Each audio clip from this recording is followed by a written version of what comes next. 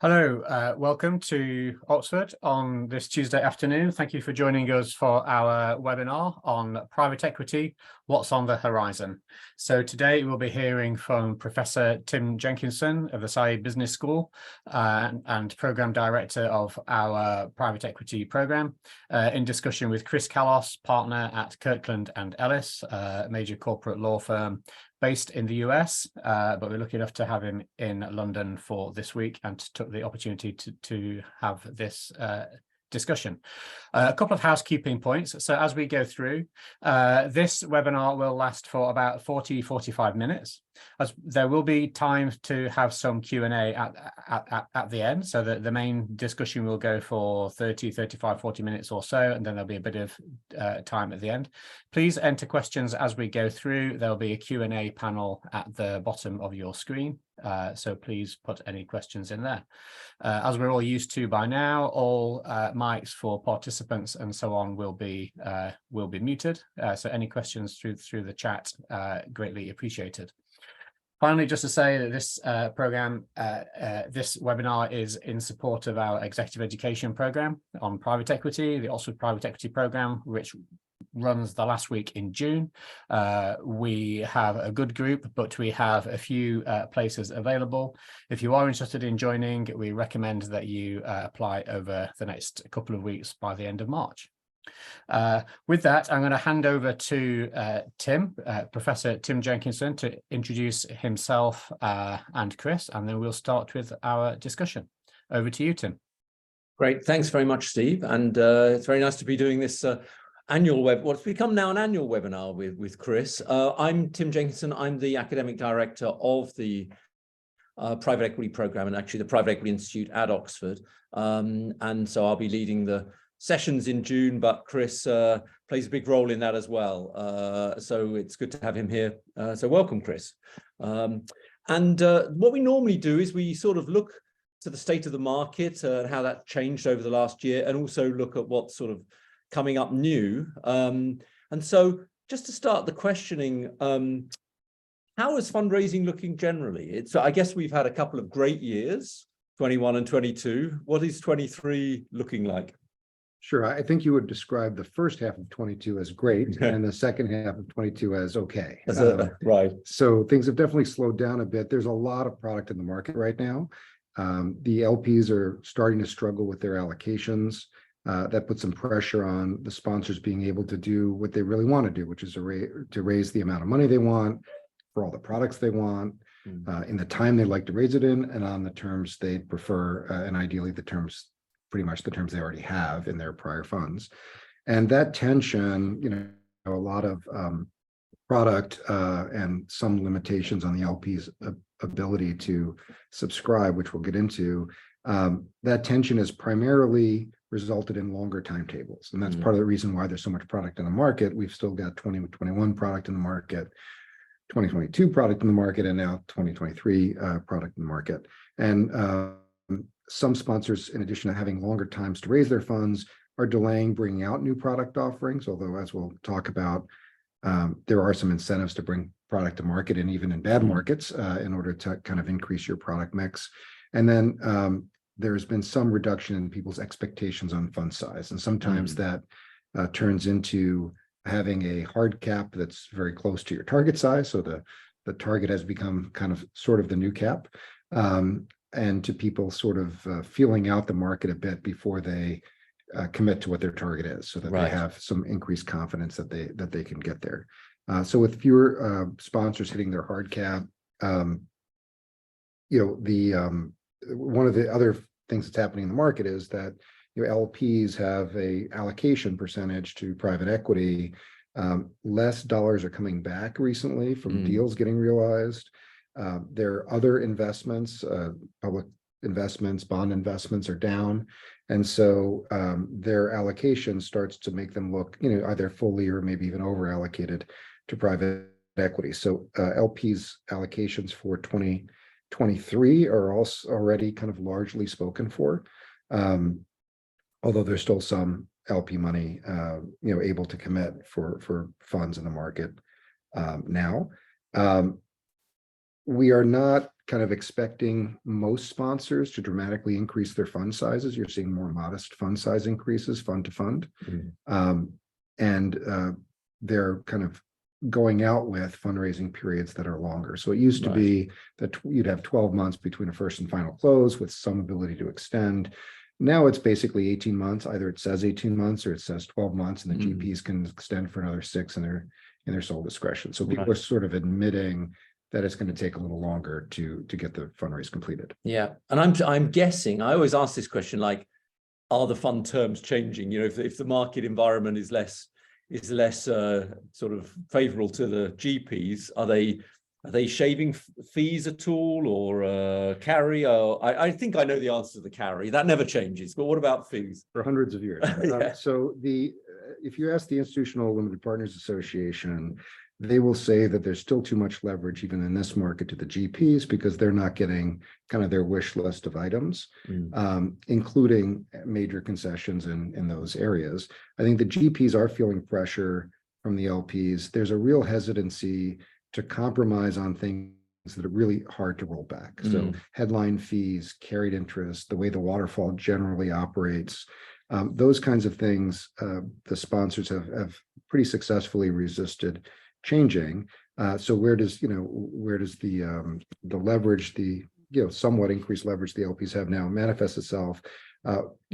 One is in co-investments. So one of the places that doesn't hit a headline fee is the ability to co-invest, and we're seeing a lot more action around co-invest, a lot more soft and even hard commitments about co-invests and allocation of those co-invests.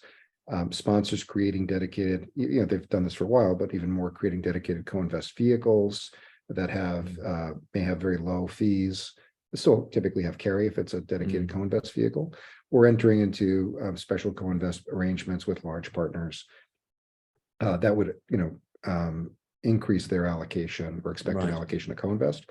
And then you're seeing for the really loyal multi-product LPs that are committing to multiple products for a GP, you are seeing, even in private equity, where you didn't used to see this very much, some kinds of loyalty fee discounts. So usually no discount to the carry, but sometimes there might be a 15 or 25% basis point reduction in the fee for someone who's big, early, and committing across multiple products. You saw that, and we still see that in real estate and other kind of real assets funds, fee holidays and other fee breaks for early closers and large closers.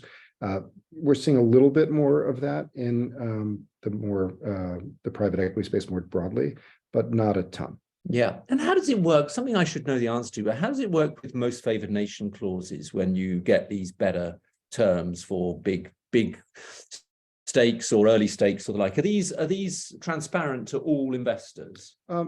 They can be.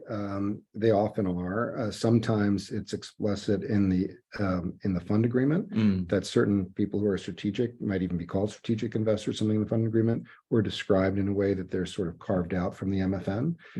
Or in most funds these days, there's a size-based MFN. So if you're really large, if you're bigger than anyone else, it's likely that no one else has an MFN right on your terms if you're sufficiently larger than the other investors. So oftentimes it's disclosed, in some circumstances it's disclosed very specifically. In other cases, it's just, hey, there may be these things out there and you don't have any rights if you're not above a certain size commitment. Yeah. And with hard commits to co-investment, how's that work in practice? I mean, these are things where you're saying, you're going to get, I don't know, 100 million of co-invest opportunities in the life of the fund. It actually is that explicit, is it? It can be. I mean, these managers increasingly have multiple products, sometimes overlapping products. And let's talk first really about buyout and growth equity private equity. Credit is very different. So credit, we can talk about, it's actually pretty interesting, but it's a different allocation set of issues. But for private equity that are buyouts and growth equity, sometimes it can be, hey, we're going to use this level of efforts to give you co-invests after we've satisfied everything else. So typically it's we take care of all our funds and all their needs and what we think we should allocate to them, and you're only getting co-investments allocated out of the excess. Right. If you wanted to have a co-investment arrangement that eats into what's being offered to the fund, you probably have a disclosure issue to navigate through. Right. So you'd want to have ideally have very good disclosure about the fact that, notwithstanding that the fund may want more, we have to give some to someone else. So typically it's the opposite. You fill up the funds, and then the excess usually have discretion to allocate, and you might commit to use that discretion, usually in a softer way, not as hard as you described it. Yeah. To do a certain amount of co-investment until you get to a certain amount that you've at least been presented, whether you've done it or not. Yeah. And with co-investments, I remember when I was doing some research on this topic, the advice we got at the time was most of these were no fee, no carry. And this is back, looking historically. Is that something that goes with the cycle, that, in a sort of hot market, you get co-invest, but you have to pay fees and potentially carry on it? Is that the thing that gives? If the GPs don't want to give on the headline fees, do they start giving a bit more in this environment on fees on co-invest? So that's a little more opaque, which is good in terms of the flexibility to dial that up and back as the facts warrant. So for a long time, if you had a very hot portfolio company investment and in the news tech investment, several years ago, you could raise co-investment or money around that and get fees and carry typically. Yeah. The fees are more paying for access probably, because you're not really as that co-investment entity really doing much more work, but the carry for the profits for that opportunity. So it wasn't quite rare, but it was certainly not the rule that there would be economics on co-investment, and most co-investment was no fee, no carry. I think in today's market, we're still seeing lots of no fee, no carry co-investment as part of what we're talking about addressing, getting those big tickets to come in early. So a lot of it's still no fee, no carry, but there has been this growth of co-investment or overage funds, and those funds would typically have economics. Right. So then you're dealing with, okay, well, what do I fill first? I fill the fund first. Then how do I fill between the co-investor, the overage fund, and these other co-investors that have a co-invest expectation? And oftentimes you'd fill the co-invest fund and then others, but you can write it however you want as long as it's disclosed to the people that are investing in the co-invest fund. Yeah. Okay, that's really helpful. Thanks very much. And I can see that the buyout market has been sort of, it sounds like it's a bit more challenging, but it's still there and people are still raising good sized funds. What about venture capital? Because of course, venture capital had a hell of a 2021, a great party there where, lots of money was raised, huge record sums of money were raised for VC. And obviously they'd had a very good pandemic, obviously, in terms of the returns, but now things are looking a lot more challenging from the point of view of the returns, but although they haven't come through yet. But how is it fundraising in VC? VC fundraising is hard. I think for the very, very best names, they'll still raise funds. It might take them longer. They might not be quite as large, but remember that venture funds, for the most part, don't scale up in size that much anyway. There's not, they're not, you don't see people raising typically these, like in the buyout fund scale, $10 billion venture funds.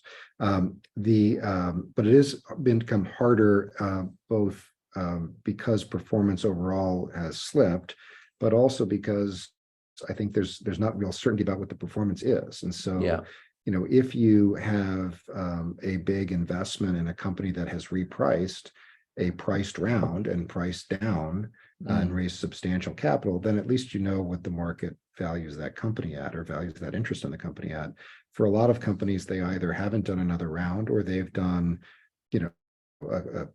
some kind of note round, so that they can sort of defer figuring out what the valuation is. So as people try to pick a venture firm to invest in, I think they don't have great clarity on how to compare them, because the valuations are probably not consistent across the firms yet. Yeah, this was something that a number of people told me, was these unpriced rounds for quite mature companies that had obviously unpriced rounds right at the start of a company's life, but having one after 3 or 4 fundraising rounds. It was a new one on me. I don't know, had you seen that before, or is that just something that I'd missed? I don't know that there are a lot of those. Yeah. I mean, I think you see those a lot in earlier, maybe not, initial rounds, but kind of A, B round, like not these very mature multi-billion-dollar companies. Yeah. I mean, maybe you've seen some.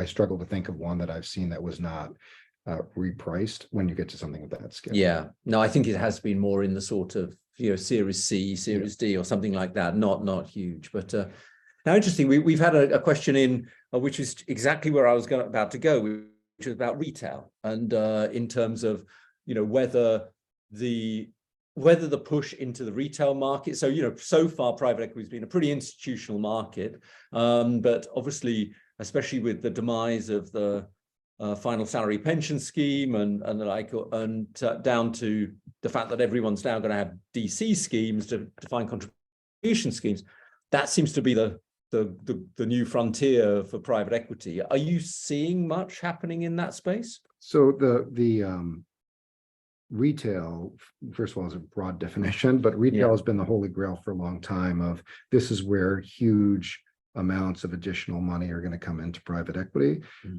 We are starting to see it, and there is more, certainly more now than there was years ago.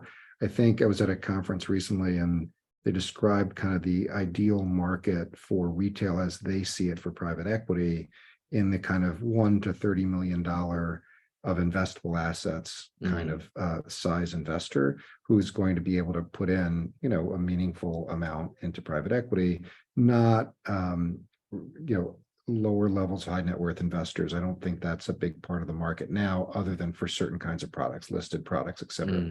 But for where we're seeing a lot of action is investment banks and others acting as feeders, either putting together feeder vehicles or using their platform, their high net worth investor platform as a source for investments into particular funds. And so in that latter example, the non-feeder fund example, the investors are coming directly into the fund. The funds weren't really designed for that. No. And so I think the funds will be tweaked a little bit. I think the assumption was always that if you were going to have, that category of high net worth investor coming in for relatively small tickets, 250,000 or maybe less, they would come through some kind of feeder vehicle, and you wouldn't be dealing with them. You wouldn't be dealing with $250,000 investors directly. No. It's not really how it was designed. So I think that if that's going to persist as a model, there'll be some changes to the fund agreements. I mean, you're not going to have 500 people at your annual meeting, for example. No. So those things will get tweaked, but we're seeing a lot of action. A number of banks are taking to their financial advisors funds and kind of rolling it out on their platform, and we're seeing a lot of action in that area. Yeah, presumably this interacts quite a lot with regulation, because on the question was as much about fee and carry levels, and obviously to some extent that's regulated by pension regulators and others who want to limit, who've tended, certainly in the UK, to limit the total fee charge to some of these products, so some of the DC schemes. Is that having any impact? I don't know whether that even exists in the US, whether there are these limits. Not in the same way. No. There's lots of limits on what you can do with pension money in the US. But I think, that's evolving here in the UK, and it will continue to evolve in the US. I think that what's interesting is that there was a SEC representative recently who spoke on the topic of retail investors and disclosure. And the industry has been telling the regulators for a long time, this is these are very sophisticated investors. They've hired, the most sophisticated legal counsel in the world. They're making large investments. These are fully negotiated instruments. They don't need protection. Leave it to the market. Yeah. And the SEC representative said, well, as this retail stuff spreads, we suspect people may not even be reading the documents. And so those retail investors are not negotiating anything. And so I think you will see additional scrutiny on disclosure. And, you may see, there's certainly proposed regulations that kind of take into account the fact that there's a broader market for these products than there was before. Yeah. Yeah, indeed. One of the things here very locally in the UK was in the very short period that Liz Truss was Prime Minister, she did. Both days? Yeah, there was a suggestion that they should change the pension rules such that well formulated incentive schemes could be allowed, which was interesting because I'm not sure well formulated was ever defined, but just so that it was incentive compatible, I think, or the incentives were aligned. And I don't think it's ever been seen through, but it was actually thought that could be quite a big game changer in terms of the amount of money that would go into some of these private funds, not just private equity, actually. Yeah, there are a bunch of things that make it challenging, including the liquidity challenges. I mean, those products, at least in the US, aren't really designed for, long hold illiquid securities. No. They're also not really, there's limits on how much you can put into these schemes. And so, if you have money in a pension type program and you want to commit to a fund, remember these funds are drawn down over time. So you need to, that has to work with the asset base that you're looking at. You can't suddenly write a check for $25,000 to cover the fact that your pension fund is short. Yeah. Now, can we shift on to something that was hot last year, which was sort of becoming hot last year, continuation vehicles. And so for those of you who don't know what those are, essentially it's where a fund manager, GP, sells one of their favorite, has an asset that's performing well and wants to keep hold of it, but the fund's coming towards the end of its life and they want to sort of keep hold of it and manage the asset, and then they set up a special purpose vehicle to acquire the asset from the fund, and the LPs are given a chance to commit, to sort of recommit to it, as it were. And this obviously has got, they're quite controversial, obviously, in the sense that the GP is both sort of the buyer and the seller. So there's normally third parties involved in this. But what's happening? Are they continuing? Are continuation vehicles continuing to be popular? We are spending a lot of time on continuation funds and those kinds of transactions that you described. It's interesting that you correctly described or ascribed them to kind of very well-performing assets. When that part of the industry started, it was for the laggards in the portfolio. You would go and clean them up and find somebody to buy this thing that you had trouble selling for 14 years in your fund. Now it is much more the really well-performing assets.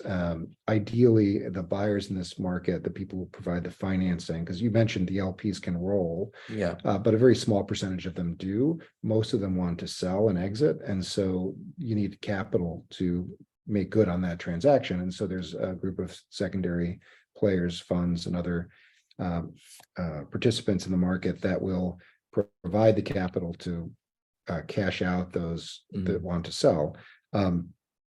They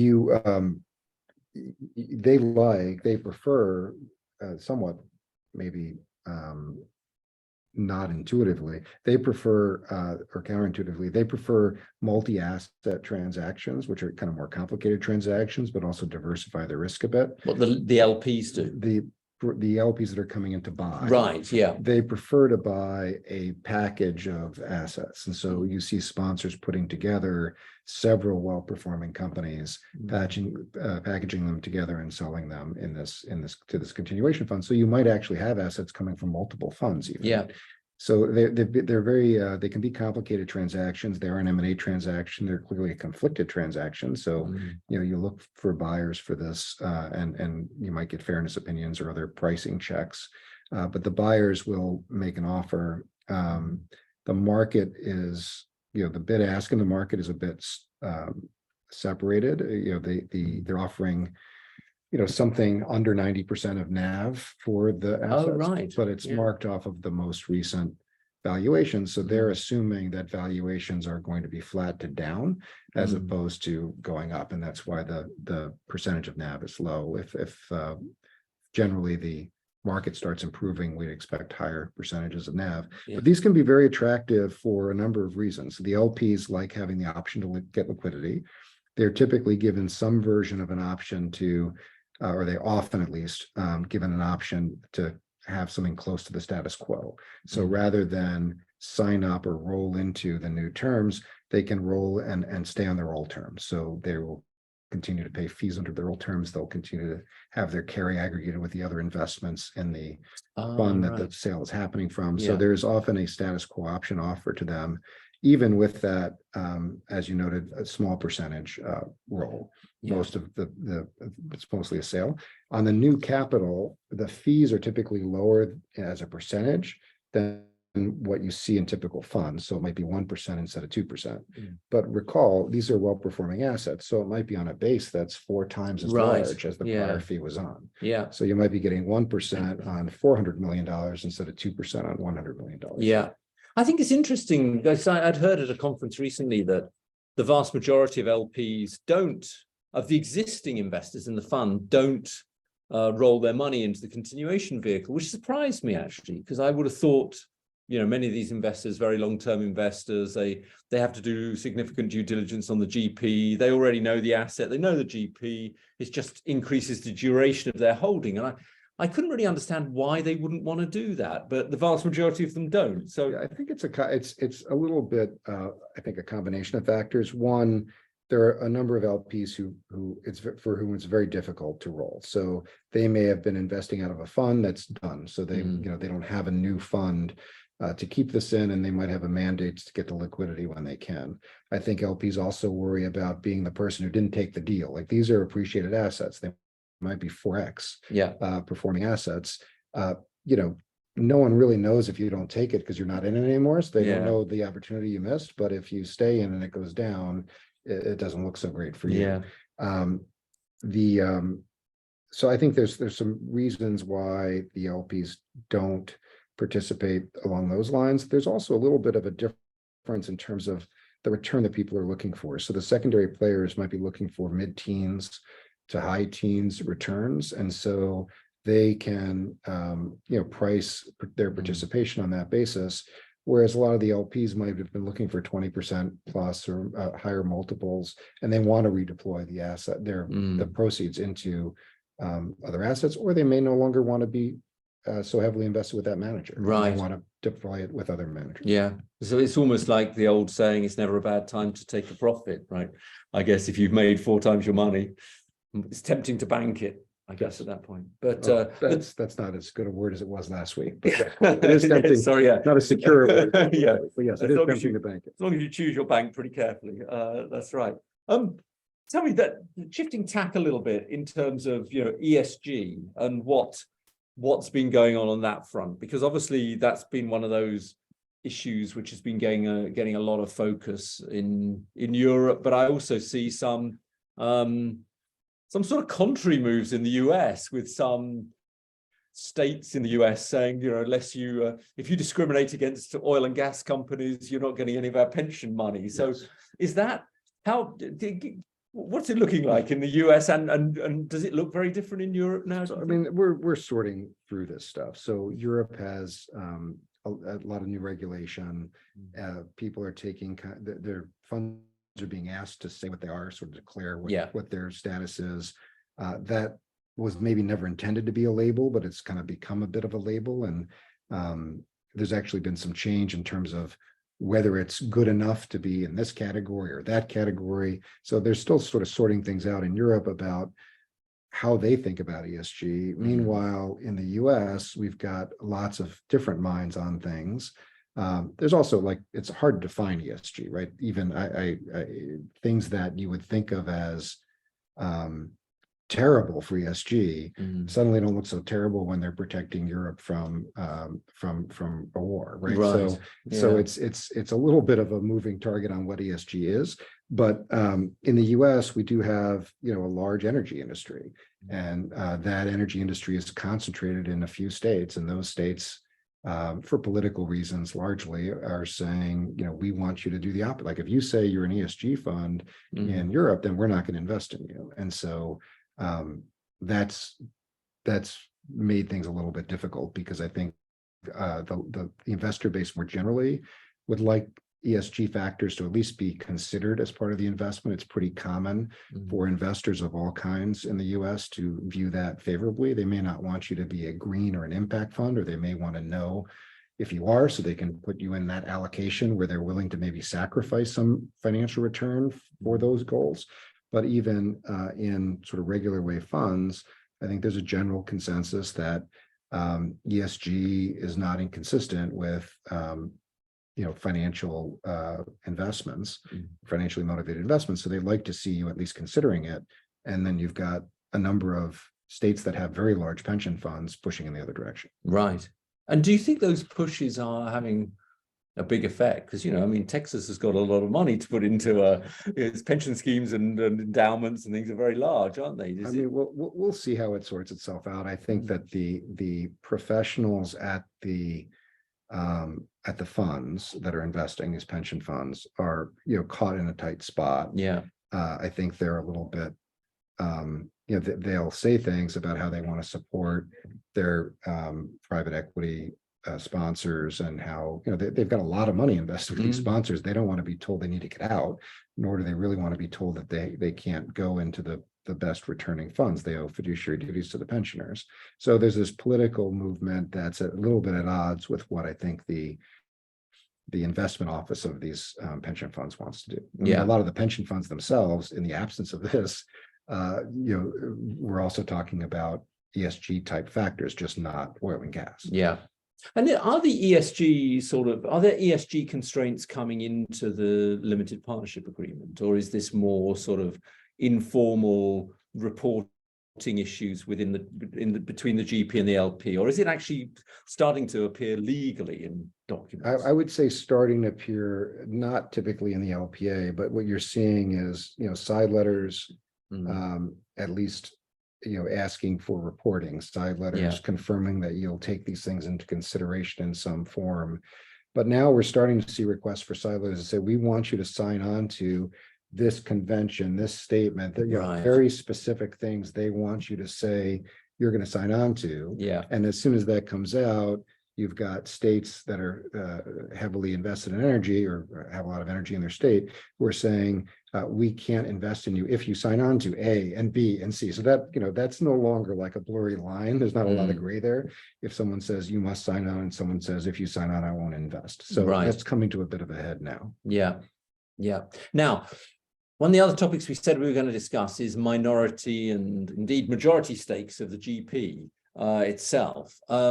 And obviously there's been a huge amount of action here, and it's sort of changed a bit, the sort of bifurcates the type of GP that wants to grow the value in the GP in some ways. But is that still going on, and is that still a big strategy for many of these GPs who want to grow into multi-asset managers and then sell stakes in themselves? Is that still hot? Yes, it's very hot. And whenever you see a public report, as we've seen recently, about some sponsors getting very large severance packages that are tied to this kind of a valuation, or very large transactions, very high value transactions, where some large very successful sponsors are getting levels of investment that value their firms quite highly.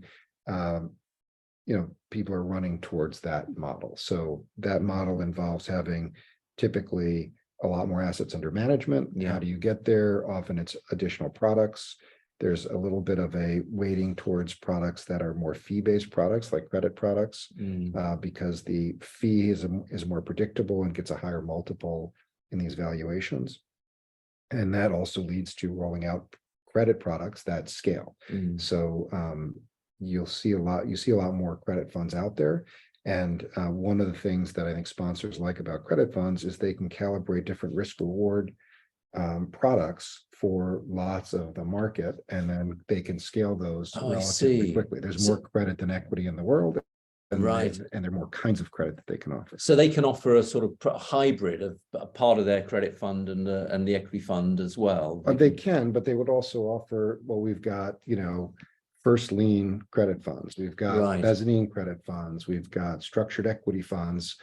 We've got, these funds focused in real estate. So that's this asset class that has this kind of return profile. We've got another one that's maybe focused on a riskier set of assets. So they can do that. And in fact, we are seeing a number of LPs going to large financial sponsors and saying, this is what I want, build it for me. So build me a product, a credit product that has this kind of a profile. And so you see much more in credit than in equity, separately managed accounts, individual customized portfolios. And in part due to all that stuff, the different risk reward product lines that they offer, the number of SMAs they have, when you get to allocation issues, we were talking about co-investment earlier, when you get to allocation in credit, there's a lot of discretion left to the sponsor. So it's not in private equity, you'll say if the opportunity looks like this, it has to go first to this fund until this fund has all it has. In credit, you have much less of that. It's much more an allocation, much more allocation discretion is given to the GP. Right. And so there's a sort of desire from the GP side to almost become like a one-stop shop for private assets. Is it sort of, if you want a portfolio, you can just come to the one GP, they can satisfy it all. We've got assets, we've got a product for you. Right. Yeah. Interesting. And that seems more of a US phenomenon currently than European. I can't think of too many examples of that on the European stage, but it's always good to know what's going on in the US because it's often a precursor to what goes on here. Yeah, although I've seen because a certain kind of credit products are more challenging for Europeans to invest in, we have seen European investors say, I want this kind of a product. Right. Or I want it structured this way so that I can navigate through my tax and regulatory regime in my home country. So they're US funds often, but the investors that are driving the customization may be from Europe or Asia. Yeah. And has there been, just go back to the stake sales, because obviously creating a multi-product GP might be a good precursor to creating value and then selling a stake. But I don't get the impression that quite so many funds are being raised to buy GP stakes, or maybe I haven't got my finger on the pulse of the market. You may have missed. It was a couple of years ago. There was a lot of money. Yeah, I remember a couple of years ago there was. But I don't know if they've spent their way through that yet. Right. So I may have missed it myself, but I don't think there have been massive raises in the last 18 months for this. But I think they're kind of spending their way through what they have, and there'll be fundraisers soon. Yeah. Now, one thing that we have to talk about this year, because it's really taken everyone by storm, is AI, artificial intelligence, and whether that is sort of having much of an impact on the GP scene, either GPs coming along saying they're using lots of AI or just a lot of investments focused on that. Obviously, it's having a massive impact on the university sector with an ability to answer questions that us professors set quite competently. So, but what effect is it having in the GP market? I mean, it's early days. I think there are a lot of venture money is finding its way to whatever name of company .ai. So I think there's a lot of money chasing a lot of AI ideas, which is probably great for it may not be great for all the investors. Some of the investors will do very well, but it's probably great for the ecosystem. A lot of products will be, at least started and start developing. I imagine it's going to be very important. I mean, people describe it as the next industrial revolution. It seems to have a lot more legs than metaverse or Web3 or the digitization of everything. It seems like people are expecting it to have to enable a lot of additional functionality in business services and consumer services that are already being offered. So I think there'll be my prediction is that it'll be very much integrated into other companies. I don't know how many sort of raw AI companies, they're very close to the large data, intelligence gathering and algorithms, whether there'll be a lot of those companies that get funded and how well they'll do. But I think there'll be a lot of software and other companies that are enabled by this that will differentiate themselves. And so that'll create investment opportunities for sponsors who are saying, well, this is how this particular product is going to win in the market because we're going to add all this functionality. Yeah. And then finally, because we're coming towards the end of our session, but is there anything that we haven't talked about that we should have talked about? Anything that's on the horizon, which could have a big effect upon the market in the next year or so? Well, I mean, always you've got regulatory and tax changes that could create a lot of disruption in the market, particularly if they happen. There's often more talk than what actually happens, and then the form in which they take. So if you take in the US, they're again talking about capital gains tax. Oh, really? Although this year it seems to be less focused on the private equity carried interest tax loophole, quote unquote, and more just on capital gains rates overall for wealthier individuals. And so I think it's a different calculus if somebody's coming after carried interest specifically, because there may be ways to structure to have it not be carried interest versus coming at capital gains more broadly. Now, who knows if that ever happens? It would be largely unpopular to increase capital gains rates by that much at what the administration has proposed. And then on the regulatory side, the SEC has a number of regulatory proposals, several of which could be transformational, but I think are very unlikely to happen. They're talking about limiting the give back to not allowing you to limit the give back to after tax amounts, which is kind of a technical point, but I think that's unlikely to happen. And there are some other changes to the standard under your fiduciary duty standard and what you could be liable for and indemnified for.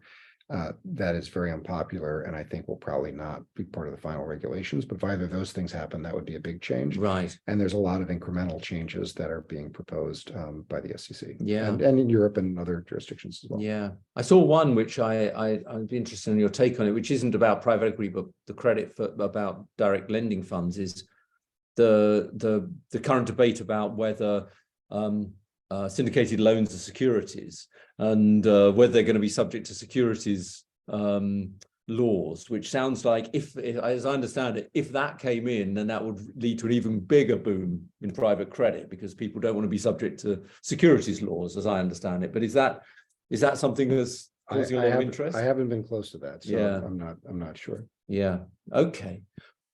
Good. Well, Chris, thanks very much. As always, fascinating discussion on the topics. I managed to weave in a few of the questions that came in along the route. But thanks ever so much, and look forward to seeing you in June. And hopefully, if any of you are interested in coming on the course, act reasonably quickly, because we're getting reasonably full. So with that, I will hand over back to Steve. Thank you, Tim. Thank you, Chris. Yes, just to reiterate that point, actually. So the Oxford Private Equity Programme is an in-person, on-campus, 5 days, going deep into private equity. It's a very lively program. So obviously we cover lots of technical issues like we have today, and obviously we have much more time to do that over 5 days, and also in small groups to really focus in on people's areas of interest. We have people from investors, so we have LPs, we have some people from GPs, advisors and banks of all shapes and sizes, companies who are either running an internal private equity like fund or working with private equity investors, to really look at the opportunities and threats and changes that are happening in private equity. So if you'd like to find out any more about the program and what that covers, please do get in touch. The program runs in June. It's the last week in June, the 26th to the 30th. We aim to have about 40 people in the group, of which the average age is also about 40. So people are well experienced, 15 to 20 years professional experience on average, mostly already holding either MBAs or professional qualifications, depending on their background in finance or law, etc.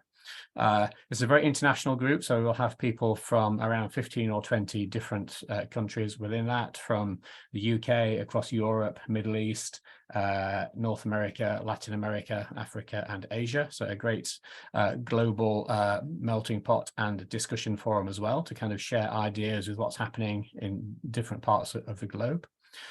So yeah, please get in touch with us if you would like to join us and have the opportunity to continue this conversation in much more detail. Just finally to say thank you for joining this webinar and staying till the end. There will be a recording of this which is circulated as well in a couple of days' time, so you can go back over any points which you wanted to, or share it with friends or colleagues. And finally, to thank again Professor Tim Jenkinson and Chris Kallos, partner with Kirkland and Ellis over from the US. Thank you guys, and hope to see you all in June. Thank you. Bye-bye.